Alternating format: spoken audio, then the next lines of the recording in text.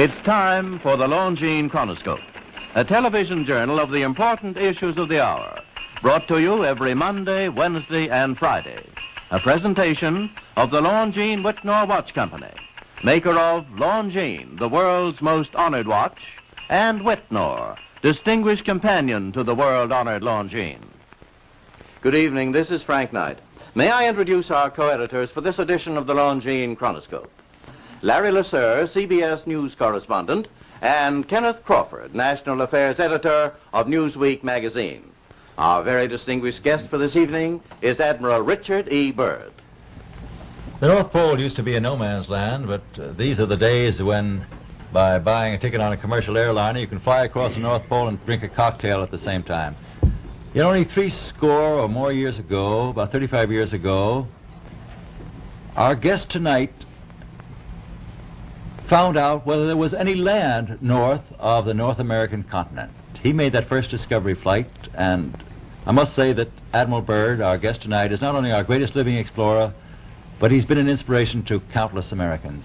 Admiral Byrd, you've been to both the North Pole and the South Pole. Is there any unexplored land left on this earth that might appeal to adventurous young Americans? Yes, there is. And not up around the North Pole, because it's getting crowded up there now, because they find out it's really usable, not only to live in, but militarily. But strangely enough, there's left in the world today an area as big as the United States that's never been seen by a human being. And that's beyond the pole on the other side of the South Pole from Middle America. And I think it's quite astonishing that there should be an area as big as that unexplored. This is a tremendous So challenge. there's a lot of adventure left down at the bottom of the world. Well, Admiral, do you hope to see that? I do. Well, Admiral, Yes. would you say that since you've been to both the extremities of Earth, are these expeditions to such far-off places, are they getting easier because of modern techniques, or is danger still close at hand? Well, it's a little risky, but nothing like it used to be with the old slow planes and the small cruising radius where we had to put down bases. We replaced the dog teams, and of course that was a big improvement. But now the planes go much faster and they're safer, and they have a much bigger cruising radius. You haven't got the danger of a terribly heavy load. Admiral, an expedition to which I believe you're the advisor is now en route. What is that expedition doing? Well, that's the icebreaker Atka, and it's a reconnaissance expedition. It's going down to the South Pole area to make certain observations and to look for some bases. They will be back in April, and they will report back, and upon the information we get from that undertaking, we will base the bigger expedition that's to follow. Is that very definitely planned, or is that... That is being planned right now. So I'm willing to say to you that there will be a number of expeditions that will follow, I think, year after year, at the bottom of the world, because the government has really become interested. Well, Admiral Byrd, I can understand, I think everybody can, the interest in the North Pole because it's so near our greatest challenger, Soviet Russia. But why this interest in the bottom of the world? Nobody living down there, is there? No, it's pretty cold. There's only one permanent resident, that's the emperor penguin. The little ones live further north. I tell you one reason they're interested. It's by far the most valuable, important place left in the world for science. That's why the scientific groups all over the nation are really interested.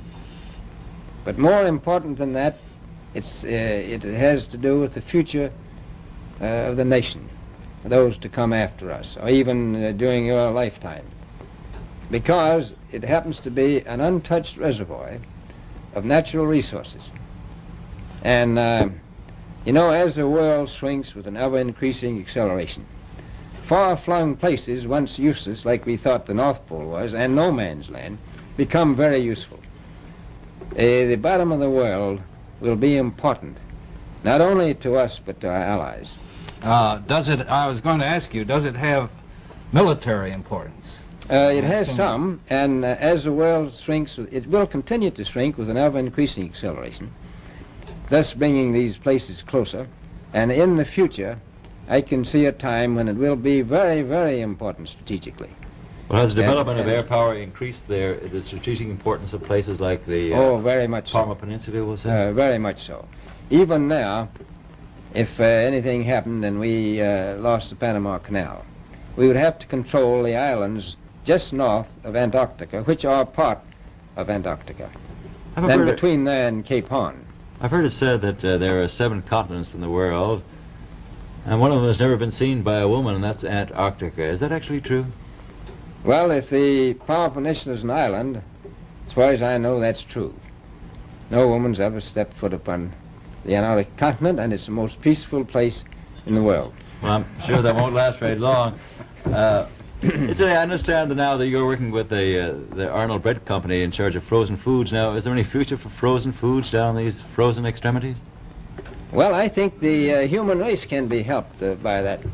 This was thought out by Dean Arnold, who's, in my opinion, the great humanitarian. He learned that we went down there after 4 or 5 years and finished a meal that we had left there on the table when we had evacuated Little America. Everything was perfect, including the bread. So he got the idea of this frozen bread, and already he sent some to Europe, and it worked very well over there for some of the starving people. So you can store it down to the Antarctic, and against the lean years, and you wouldn't have any people in the world really starving if you did that. Yes, in the event of an atomic war... You stay there forever. Admiral, you speak of the resources of Antarctica. What are they? What are the natural resources there? Well, we've found enough of coal within 180 miles of the South Pole in a great ridge of mountains. It's not covered with snow, enough to supply the whole world for quite a while. Well, that's the coal. Now, there's evidence of many other minerals. We are pretty sure there's oil. Now, that coal shows the bottom of the world. Now, by far the coldest spot in the world. Where that coal is gets 100 below zero in the winter. Well, it was once tropical. So we think there's oil there, and there's evidence, probably uranium there. Is it any secret? Is there uranium there? That would be the only thing that would be practical to actually go after, I suppose. Everything else would be economically unfeasible, wouldn't it? Well, as we recklessly expend our resources, the time will come when we'll have to go after that stuff down there. Well, you know, I avoided what you said about uranium. I'm not sure about that. I don't want to have the world fight over the Antarctic. And Robert, is there a competition among other nations to try to get information about Antarctica and possibly to secure some of these resources? Well, yes. There are now 7 nations very much interested. Russia is interested tremendously. That I'm sure of. Australia has an expedition down there. The Argentine, the Chile, New Zealand, Britain, and so on. Now, you can understand those people down there being interested because they live down there, the New Zealanders, the Argentinians, the Chileans, and the Australians. And so we don't do much about claiming anything. Admiral, you make this sound a little crowded. Are there that many expeditions now there or en route there? Well, you know, as I said, it's the most peaceful place in the world, but I don't think it will be for long because of this intense interest on the part of other nations and this nation. Well, Admiral Byrd, are private expeditions a thing of the past? Is expedition and exploration, making expedition and exploration now purely a government function because of the tremendous cost and organization? No, I don't think so. I think down south it may be more or less a thing of the past, but not other expeditions that go there. A lot of them go north now. This latest expedition now on the way is a government expedition, I take it. Yes, that's the government. However, may I ask you, is there a great difference between the top of the world and the bottom of the world? There is. Now, the North Pole is the center of an ocean 10,000 feet deep. The South Pole, the center of a plateau, 10,000 feet high. The North Polar Sea is surrounded by continents that are slightly frozen. The Antarctic continent is surrounded by a belt of ice frozen seas of at least 1,200 miles thick. Now, the south is a plateau. It gets, in some places, 14,000 feet up. I've been over areas about 13,000, and it's a little bit chilly up there.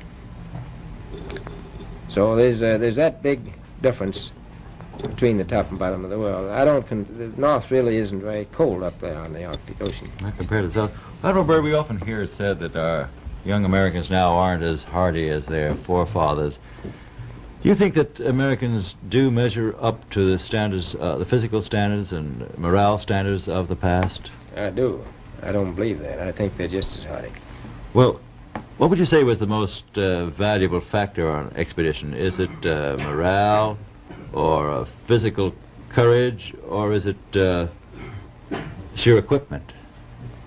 Well, I've always thought that loyalty was by far the most important trait.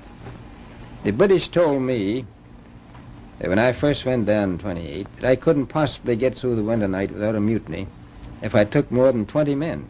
But to serve science, I had to take 42 men. Then I took 56 the next time, and so on. So, and I did find that loyalty was the most important thing during the winter night when it's very hard on your nerves. I think that's best trait. Well, that's a very valuable characteristic at any time. Well, thank you very much, Admiral Byrd. It's been a great pleasure to have you here tonight. It's a pleasure to be with you. The opinions expressed on the Longines Chronoscope were those of the speakers. The editorial board for this edition of the Longines Chronoscope was Larry Lasser and Kenneth Crawford.